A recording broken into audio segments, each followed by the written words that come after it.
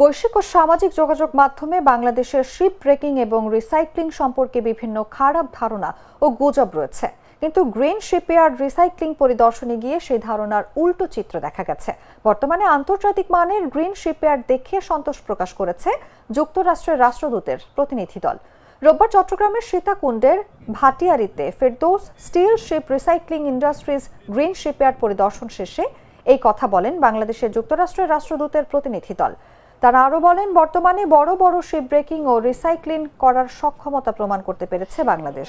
এই সক্ষমতার positive image জাহাজ ভাঙা সংগঠন বাংলাদেশ শিপ ব্রেকার্স অ্যান্ড রিসাইক্লার্স অ্যাসোসিয়েশনের BSBR-এ বাংলাদেশ সরকারের মাধ্যমে হাইলাইট করে গ্লোবালি তুলে ধরবে। গ্রিন স্টিল ও রিসাইক্লিং নিয়ে বহির্বিশ্বে অর্থায়ন করার প্রচুর সম্ভাবনা রয়েছে বলে মন্তব্য করেন তারা। পরিদর্শন শেষে যুক্তরাষ্ট্রের রাষ্ট্রদূতের প্রতিনিধি দলের সামনে গ্রিন শিপইয়ার্ড ও রিসাইক্লিং এর বাস্তব চিত্র তুলে ধরেন IMO ও গ্রিন শিপইয়ার্ড রিসাইক্লিং এর কনসালটেন্ট মোহাম্মদ মাহবুবুর রহমান। দুধার চকলেটে একাকার হয়ে ওঠা প্রাণ লেয়ার সম্পর্কের মিষ্টি ম্যাজিক।